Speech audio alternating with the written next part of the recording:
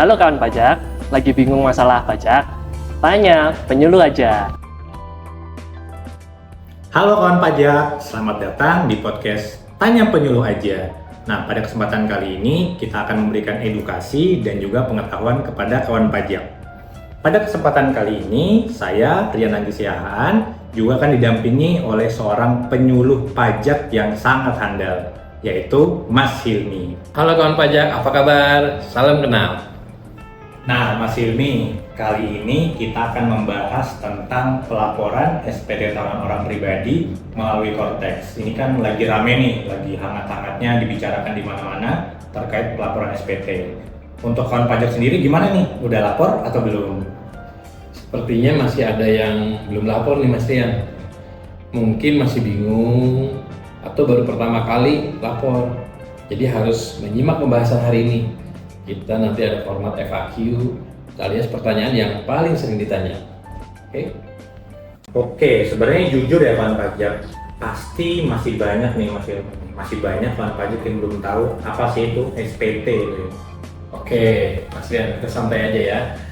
SPT itu kita belajar dari yang basic dulu ya. Itu SPT itu surat pemberitahuan. Surat pemberitahuan untuk pelaporan pajak. Di mana pelaporan pajak dalam periode 1 tahun. 1 tahun. Jadi bisa dibilang semacam ini ya Mas ya, raport keuangan gitu ya, raport finansial lah dari seorang pribadi gitu ya. Iya. Dan kita biasanya suka dalam laporan keuangan pribadi kita bisa mencatat, kita koleksi ya data kita yang isinya tuh ada beberapa isinya dari berapa sih penghasilan kita, berapa sih harta kita, berapa sih utang kita.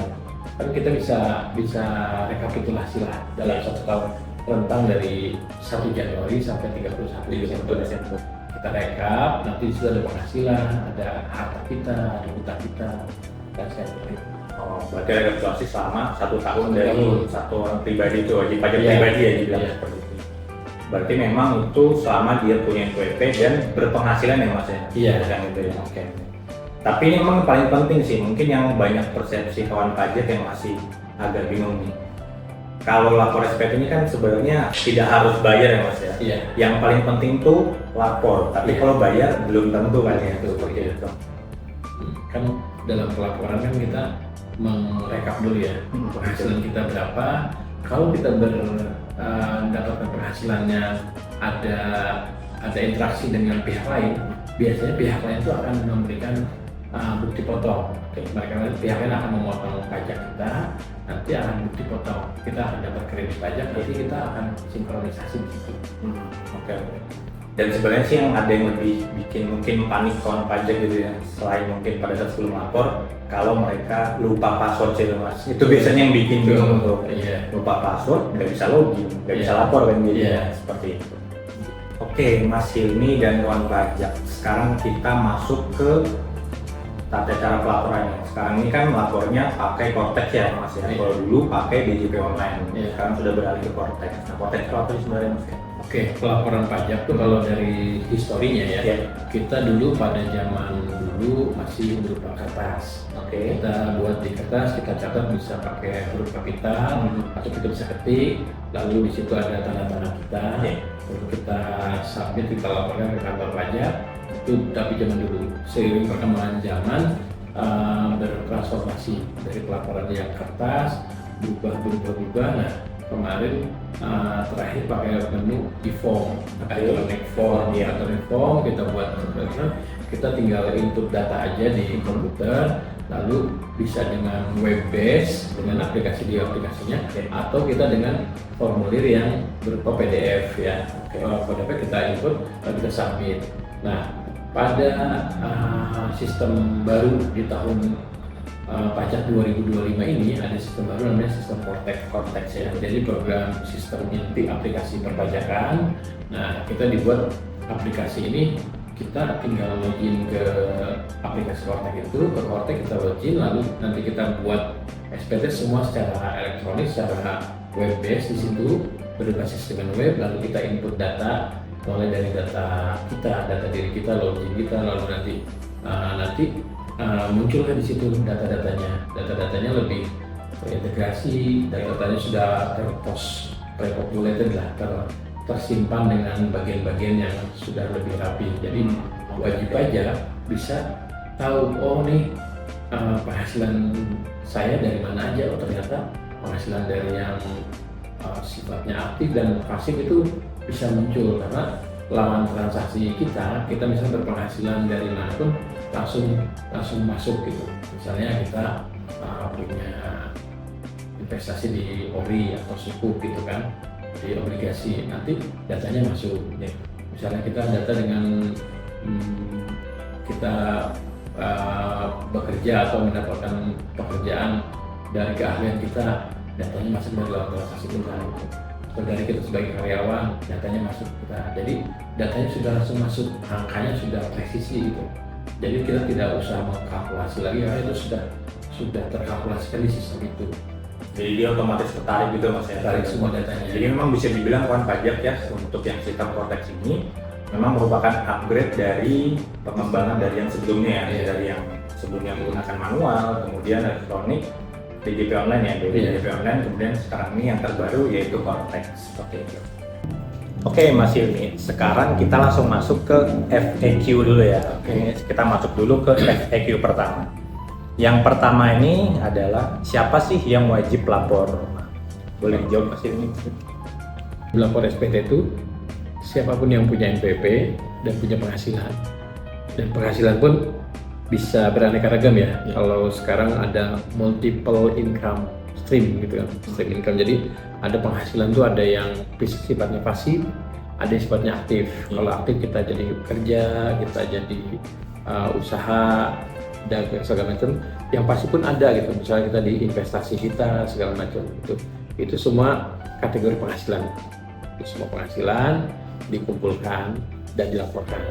Jadi walaupun penghasilannya kecil gimana mas? Tetap lapor? Iya, tetap lapor saja. Misalnya Bapak Ibu sudah tahun ini sedang turun, tapi kan masih ada pencatatan aset, pencatatan harta ya di situ, dilaporkan saja kayak gitu. Nanti kan sepatu rezekinya nambah lagi di kemudian hari, jadi keberlanjutan pelaporannya tetap ada gitu. Oke. Jadi memang kawan pajak untuk penghasilannya sendiri, untuk laporan SPT, mau dia penghasilan sekecil apapun, tetap harus dilaporkan ya nanti di SPT tahunan. Oke Mas Hilmi dan kawan pajak, sekarang kita lanjut ke FAQ kedua. Nah FAQ kedua ini bagaimana kalau tidak punya penghasilan? Nah ini gimana mas? Misalnya mungkin ada kawan pajak yang bekerja tapi kontraknya habis, atau mungkin dia resign, nah itu gimana tuh terkait pelaporan SPT tahunannya? Tetap dia sarankan tetap lapor. Mengenai angkanya kan pakai konsep kita, konsep SPT itu self assessment, menghitung menilai sendiri gitu kan. Jadi kita yang tahu, wajib pajak yang tahu berapa sih penghasilan dia dalam satu periode di tahun ini gitu kan. Angkanya kan bisa variatif, bisa jadi dia kecil, bisa jadi dia besar gitu kan, atau bisa jadi nanti ketemu angka akhirnya. Kalau dia di bawah PTKP, penghasilan tidak kena pajak, bisa jadi itu nanti pajak yang terutangnya jadi nol gitu, jadi nihil, jadi kecil gitu kan.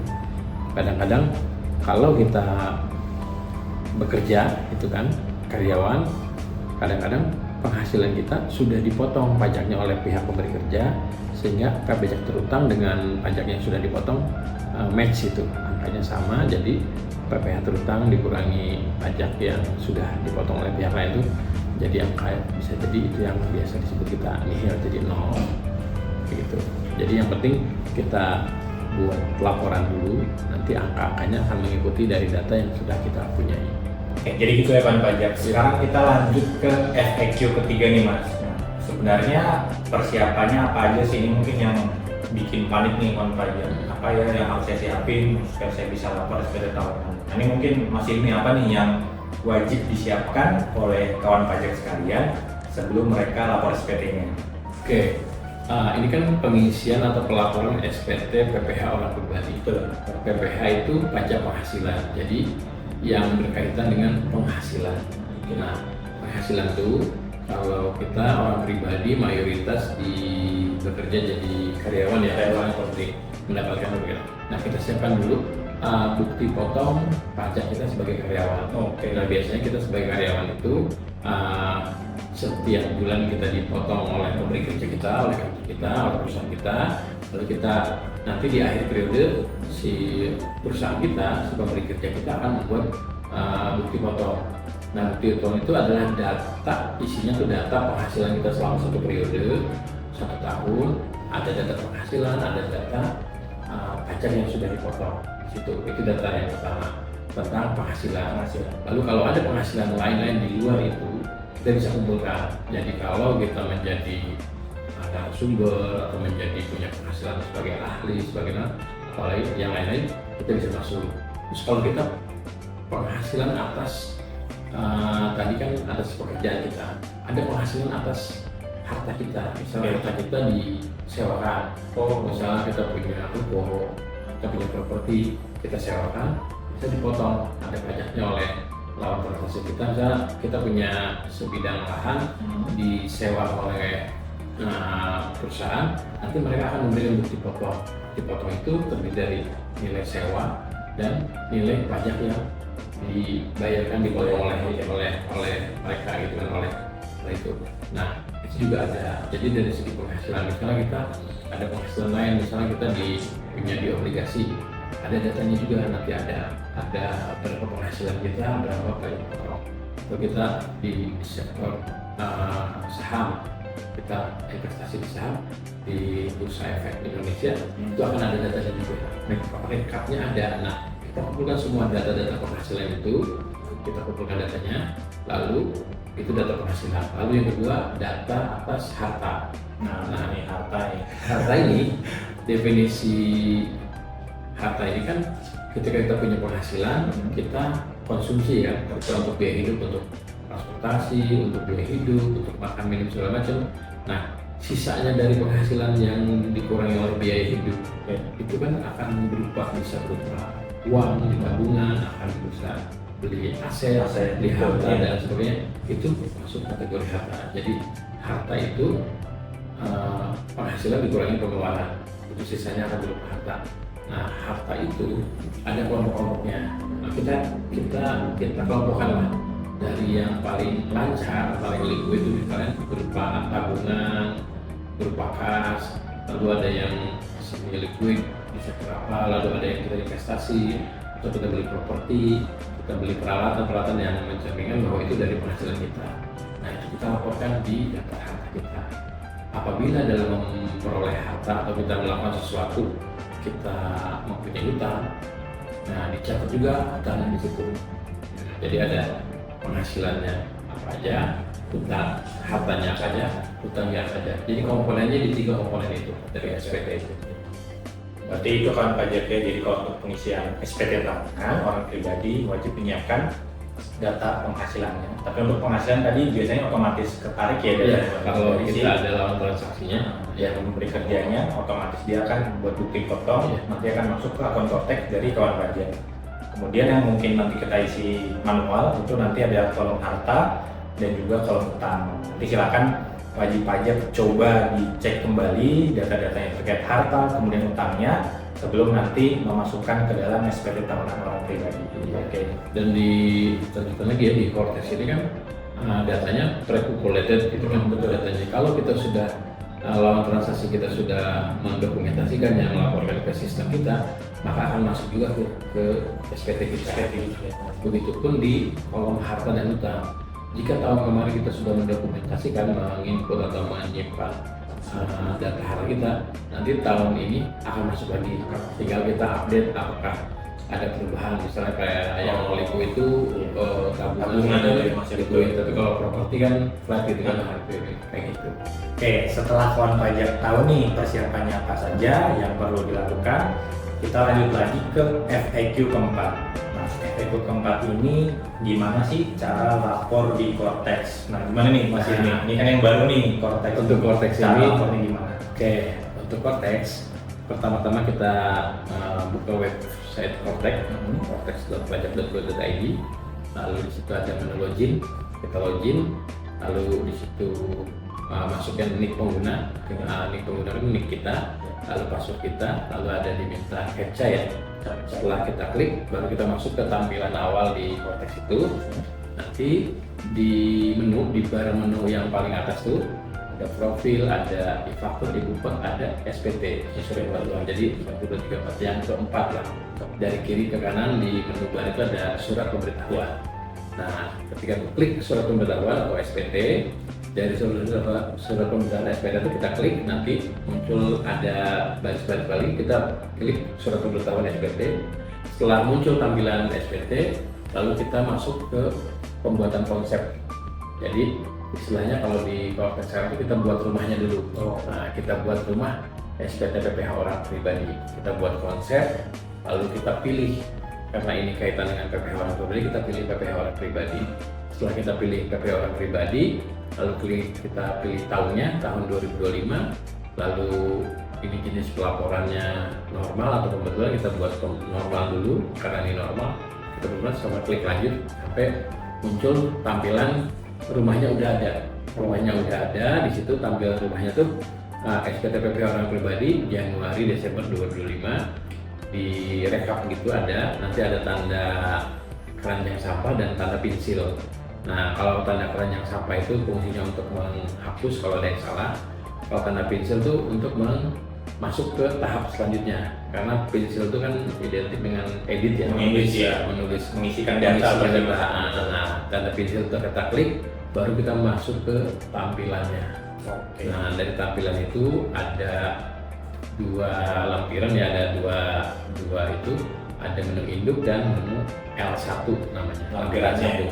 Itu tahapan awalnya. Nah, di menu induk ini baru kita bisa lihat kita ada pertanyaan-pertanyaan yang lumayan dialogis, gitu kita tanya iya atau tidak, kita baru kita isi dari situ. Oke, jadi memang cukup simpel ya kawan pajak. Jadi untuk yang mau lapor SPT tahunan, yang pasti dia harus punya akun dulu, itu wajib ya, sama seperti dulu zaman DJP online harus punya akun, kemudian nanti login ke situs Cortex-nya dan pilih menu surat pemberitahuan. Nanti tinggal itu saja langkah-langkahnya dan jawab pertanyaan iya tidaknya, kemudian nanti tinggal diisi datanya dan kemudian nanti dilaporkan. Gimana kawan pajak? Cukup mudah kan sebenarnya langkah-langkahnya. Kita lanjut lagi ke FAQ kelima nih Mas Ilmi. Nah, ini kalau misalnya ternyata setelah lapor baru ketahuan nih kawan pajak ada salah ngisi. Nah, itu gimana Mas kalau di Cortex ini? Oke, terkait itu ketika wajib pajak sudah melaporkan, nah kita ada fitur pembetulan. Jadi kapanpun bisa dilakukan pembetulan sampai terbit kalau ada pemeriksaan. Jadi kalau ada pemeriksaan tidak ada pembetulan lagi. Ya. Durasinya lumayan panjang gitu. Jadi sampai kapanpun bisa dilakukan pembetulan sampai ada pemeriksaan. Jadi kalau dalam waktu 3 hari berikutnya kita baru sadar ada yang belum dimasukkan, ada yang salah, kita bikin pembetulan. Nah, untuk pembetulan itu sama seperti kita membuat konsep tadi. Kita seperti itu membuat konsep, masuk ke Cortex, login, maka udah setelah login masuk ke SPT, lalu pilih tahun 2005, lalu nanti modelnya dari yang normal kita buat pembetulan. Kita masuk pembetulan, nanti ada data yang sudah pernah dilaporkan yang mana, baru nanti kita buat pembetulan mana aja yang perlu dibetulkan. Nanti kita dapat tanda terimanya lagi, itu tanda terima bahwa kita sudah mengisi pembetulan itu. Seperti itu. Jadi kawan jangan khawatir ya kawan pajak ya. Kalaupun memang ternyata setelah lapor SPT nih ternyata saya kelupaan nih, masih ada yang belum dimasukin atau mungkin belum diedit, jangan khawatir, bisa dilakukan pembetulan SPT. Oke, selanjutnya FAQ ke-6. Nah, ini batas lapornya nih Mas, ini yang bikin kawan pajak juga pada pusing nih. Sebenarnya deadline-nya nih kapan nih untuk pelaporan SPT tahunan orang pribadi? Karena dengar-dengarnya Mas ya, dengar-dengar itu katanya ada perpanjangan, gimana? Bener nggak Mas ini? Oke, mengenai pelaporan, batas waktu pelaporan itu jatuh temponya, deadline-nya itu untuk PPH orang pribadi, SPT PPH orang pribadi 3 bulan setelah masa berakhir. Misalnya kita rata-rata kan Januari Desember nih pelaporannya. Nah, 3 bulan setelah bulan Desember itu 31 Desember itu berarti 31 Maret. Iya, betul. 3 bulan. Jadi kalau PPH Badan kan 4 bulan, tadi 30 April ya. Nah, 3 bulan normalnya itu kita dikasih batas waktu maksimal di 3 bulannya itu di 31 Maret. Nah, untuk saat ini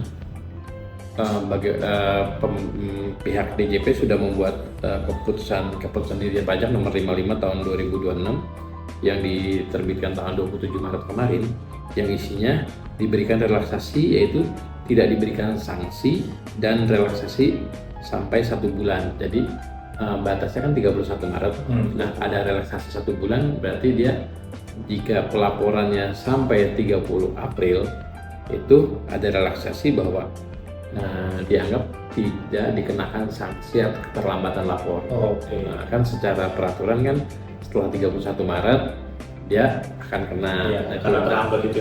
Dan dari Cap nomor 55 tahun 2006 itu diberikan relaksasi sampai dengan tanggal 30 April, 1 bulan setelah jangka waktu pelaporan ini akan ada relaksasi bahwa dia tidak dikenakan sanksi terlambat lapor. Nah, sedangkan poin berikutnya, ketika kita mengisi SPT itu kan ada PPh pasal 29, ada pengurangan. Jadi ketika ada pembayaran PPh pasal 29 itu tidak dikenakan sanksi telat bayar juga gitu.